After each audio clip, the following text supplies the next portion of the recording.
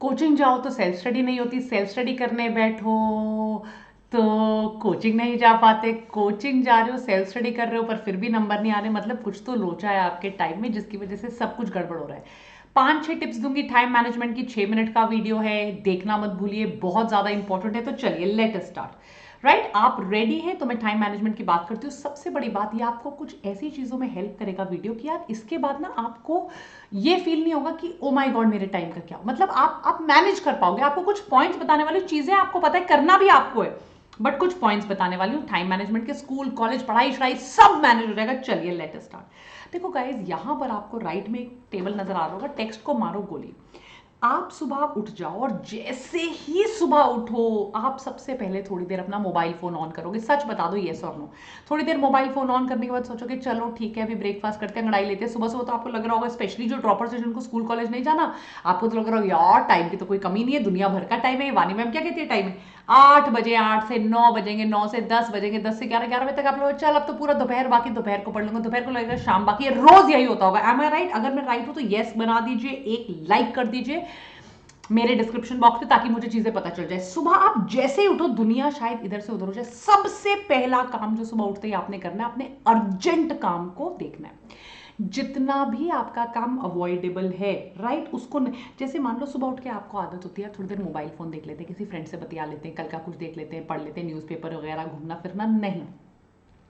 और जितनी भी चीज़ें आपको डिस्ट्रैक्ट करती है, भले ही वो आपका मोबाइल फ़ोन है, भले ही आप अपने किसी फ्रेंड का फ़ोन आ जाता है आप गप्पे मारना शुरू कर देते हो, भले ही वो सोशल मीडिया है, आपने उनको एलिमिनेट करना है। देखो बेटा, जब आप सोशल मीडिया को हटाओगे आप देखोगे आपका 1.5 से 2 घंटा पर डे सोशल मीडिया पे जा रहा है, जहीं से आपका एक्स्ट्रा टाइम बनकर आएगा। ऑब्वियसली आपने 6 घंटे तो स्कूल जाना है, 7 घंटे स्कूल जाना है। ऐसा तो कर नहीं सकते कि मैं आपको कोई जादुई टॉनिक पिला दूं जिससे प्रिंसिपल आपकी बेस्ट फ्रेंड बन जाए, आपका स्कूल जाना छूट जाए।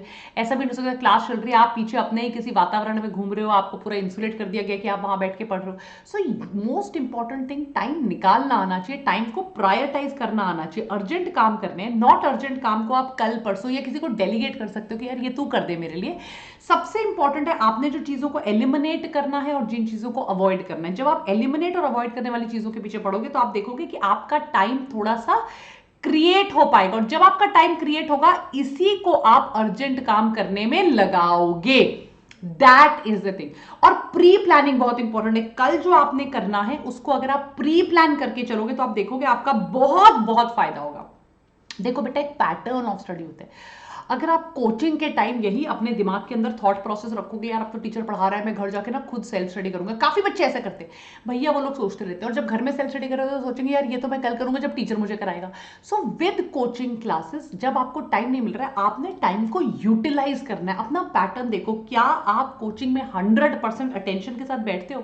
आगे मैं आपको बताऊंगी, अगर आप कोचिंग में 100% अटेंशन के साथ बैठते हो, मैं आपको गारंटी के साथ कह सकती हूँ आपकी 70% चीजें वहीं क्लास में खत्म हो जाएगी। पर आप तो ये करोगे नहीं, राइट? आप तो छोड़ दोगे, आप सोचोगे बाद में किया जाए, यार इसको तो कौन करेगा। ऐसा नहीं करना है, ये बहुत बड़ा ब्लंडर है, लाइक बिगेस्ट ब्लंडर। आपको एग्जैक्टली क्लास के अंदर ही आपने सोचना है कि मुझे क्या पढ़ना है। आपको क्लास में ही फोकस पढ़ना है। क्लास में आपको जो नहीं समझ में आ रहा उसी को अलग डाउट फॉर्म में रख लो, ताकि घर जाकर आप देख सको आपको क्या समझ में नहीं आया, उसको अलग आप दोबारा रिवाइज कर सको, या क्लास के बाद रुककर टीचर से पूछ सको। तो यार ये जो आपकी अटेंशन है ना, जो इधर उधर जाती है क्लास में, उसने क्या कपड़े पहने, उसने क्या किया, उसको रोको, उसको बिठाओ वापस, और क्लास में ही अपनी 100% अटेंशन के साथ बैठो, अपना पैटर्न ऑफ स्टडीज को ठीक कर लो। आधा टाइम हम टाइम क्यों वेस्ट करते हैं बेटा, ये बहुत डीप चीज मैं बता रही हूं, बहुत बहुत बहुत बहुत डीप फिलॉसफी है, तो इसको ध्यान से सुनो। आधा टाइम आपका क्लास में क्यों टाइम बर्बाद होता है? क्योंकि आप ना ढंग से रिवाइज नहीं करते। आप रिवाइज करना चाहोगे उस पॉइंट को कम से कम 15 या 20 दिन बाद। जब एक टॉपिक को 15 या 20 दिन हो गए, आपका 80% चीज तो वैसे ही भूल गई, आपको वो याद ही नहीं रहेगी। ये बहुत इंपॉर्टेंट, बहुत डीप और बहुत क्रिटिकल चीज बता रही हूं भाई। आपने अगर उसको रिपीट करके रिवाइज कर दिया, आपने अगर उसको ओवर टाइम धीरे धीरे हर दूसरे तीसरे दिन, वो आपको भूलेगी नहीं। अगर वो आपको भूलेगी नहीं तो आपका जो सेकेंड रिविजन साइकिल होगा, जो आपका थर्ड फोर्थ रिवीजन साइकिल होगा, वो उतनी जल्दी आपसे चीजें होंगी, राइट आपको पता चलेगा मेरा कितना सिलेबस बचा, वरना आपको अगर आप रिवाइज नहीं करोगे आपका सारा कुछ उड़ जाएगा, फिर बाद में आप सोचोगे यार मुझे तो कुछ आता ही नहीं, इसके लिए बहुत ज्यादा टाइम लगेगा। इसीलिए चीजों को साथ के साथ करो ताकि टाइम कम लगे और कम टाइम में भी बहुत ज्यादा इफेक्टिव स्टडी हो सके। सो टाइम मैनेजमेंट में भले 80% करो, मैं ये नहीं कहती, मैं कभी ये नहीं कहती कि आप 100% करो, आप 80% करो, 85% करो, 90% करो, पर जो आपने किया है उसको आप अच्छे से करो। जितना आपने किया है उसको आप बहुत डेप्थ में जाकर करो, आपने जितना किया उसको रिवाइज करते हुए करो ना हर रोज आपको। और अब आप बोलोगे मैम यार ये आप क्या बातें कर रहे हो, हमारे को तो टाइम ही नहीं मिलता। आपको 5 मिनट मिलेंगे ना, 5 मिनट में रिवाइज करो। आप धीरे धीरे स्पॉन्ज मिनट्स करो यार, धीरे धीरे एब्जॉर्ब करो, धीरे धीरे। आपको 5 मिनट मिल रहे हैं, आपने ऑर्गेनिक केमिस्ट्री पढ़ी, इनऑर्गेनिक केमिस्ट्री, ऑर्गेनिक के 2 रिएक्शन याद कर लो। आपको 10 मिनट मिले, आप बस में बैठे हुए यार, आपके स्कूल से कॉलेज जाने के लिए आपने बस, स्कूल से घर जाने के लिए आपने बस लगाई, 15 मिनट लगते हैं, उस 15 मिनट में आप क्या करो, अपनी एनसीईआरटी इनऑर्गेनिक केमिस्ट्री खोल के उसको पढ़ लो। ये जो 2-2 10-10 मिनट होता है, 10 मिनट कोचिंग में पहले आगे इनको यूज करो, इनमें कुछ आप एनसीईआरटी लिखकर आप एग्जांपल्स की एक अलग कॉपी बना लो, आप अपने डाउट सॉल्व करना शुरू कर दो, आप एमसीक्यू सॉल्व करना शुरू कर दो, आप फॉर्मूला शीट्स रिवाइज करके रोज कुछ रख लिया करो अपने बैग में। इसका काम कब करेंगे, ये अर्जेंट, ये प्लानिंग वाला, राइट क्या रोज मैं अपने कॉपी में इतना सा एक्स्ट्रा काम रख लूंगा और ये मैं 5-5 मिनट, आपको टाइम नहीं मिलेगा, ऐसा नहीं होगा आपको 5 घंटे। टाइम मैनेजमेंट का मतलब ये कि 24 घंटे में 48 घंटे का काम हम कैसे करें, और वो तभी होगा जब आप slow and steady but still धीरे वेटिंग कर रहे हो, क्लास में वेट कर रहे हो, फ्रेंड्स के साथ चिट चैट करने के बजाय आप थोड़ा थोड़ा अपना पढ़ाई करना शुरू कर दो।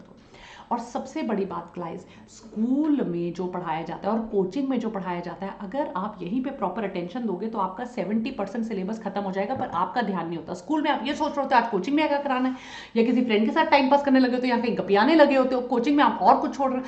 मैं बता रही हूँ अगर आपने सिर्फ केयरफुली लिसन किया, आपके कॉन्सेप्ट 70% बेटर हो जाएंगे। अगर आप सिर्फ जो भी आपकी क्लास में पढ़ाया जा रहा है आप लिखोगे।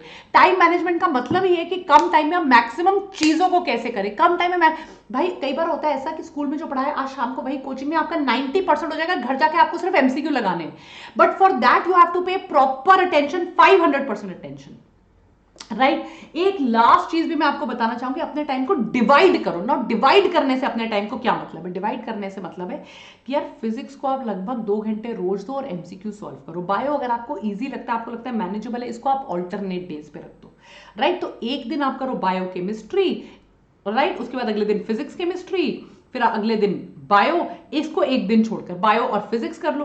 फिजिक्स को लगभग आप रोज करो, किसी एक सब्जेक्ट को ज्यादा मत पढ़ो, don't study one subject too much. तीनों सब्जेक्ट्स आपने एक साथ पढ़ने, तीनों सब्जेक्ट को बराबर देना है, पर आप कोशिश करो कि यार फिजिक्स मेरा वीक है, मुझसे नहीं होता, स्पेशली एमसीक्यूज बिल्कुल नहीं होते, तो फिजिक्स और केमिस्ट्री को मैंने थोड़ा ज्यादा टाइम देना है, बायो को मैं एवरेज या थोड़ा कम दे सकता हूं तो भी चलेगा, क्योंकि बायो तो मैं यार लास्ट के 2 दिन बैठकर भी एक्स्ट्रा मेहनत करके कर सकती हूँ, पर फिजिक्स केमिस्ट्री एंड में मुझे इतना स्ट्रेस हो जाएगा कि मुझसे बिल्कुल भी नहीं होगा। मैंने आपके लिए एक रफ स्केड्यूल बनाया है कि आप सुबह 6 बजे उठ रहे हो, फ्रेश अप हो रहे हो, फिर अपना फटाफट एक्सरसाइज वगैरह करके स्कूल जा रहे हो। ओनली थिंग इज कि यार स्कूल में आपको जो डाउट्स आ रहे हैं, स्कूल की जो प्रॉब्लम्स आ रही है, वो स्कूल टीचर से क्लैरिफाई करो, स्कूल में ध्यान दो। स्कूल के सबसे इंपॉर्टेंट पार्ट है जो ब्रेक टाइम होता है, जो फ्री पीरियड्स होते हैं सीसी, उनको यूज करो, और स्कूल में नोट्स बनाते चलो। आपका बोर्ड एग्जाम्स के साथ नोट्स आपके बन जाएंगे। लंच वंच खाया, थोड़ा रिलैक्स किया, उसके बाद शाम को आके जब अपनी कोचिंग ऑनलाइन ऑफलाइन जो भी है, राइट, इवनिंग में 15-20 मिनट आधा घंटा थोड़ा एक्स्ट्रा करिकुलर एक्टिविटीज खेल भी लो। कोचिंग जाओ, कोचिंग में भी 100% अटेंशन से बैठो, गपियाओ मत, इधर उधर मत घूमो, फटाफट वापस आकर फिर अपनी रात को आप अगर 2-3 घंटे भी स्कूल के साथ रेगुलर कोचिंग कर रहे हो और स्कूल भी जा रहे हो, 2-3 घंटे भी पढ़ रहे हो, it is fine, but it is so important कि यार आप कंसिस्टेंसी, जैसे मैंने आपको बोला, आप रिवाइज रोज कर रहे हो, राइट। आप स्कूल और कॉलेज में बिल्कुल टाइम पास नहीं कर रहे हो, इनको भी पढ़ाई कर रहे हो। और रात को before sleeping is the most important thing, थोड़ी सी बुक पढ़ ली, थोड़ा रिलैक्स हो गए और उसके बाद अच्छे से सो गए। जो हिडन टिप्स मैंने बताई हैं आपको, I am sure they are going to help you a lot in your time table, right. Hope रखिए सब कुछ ठीक होगा, यस आप अच्छा करोगे। आई होप आपने क्या क्या मैंने बोला वो आपको समझ में आए। टेलीग्राम आ जाओ, बायोटॉनिक पीसीबी, डीपीपीज वगैरह सब कुछ यहीं पे शेयर होता है। And don't forget to like, share, subscribe. Take care, bye बच्चों, गॉड ब्लेस यू। अच्छे से मेहनत करो, टेक केयर, बाय।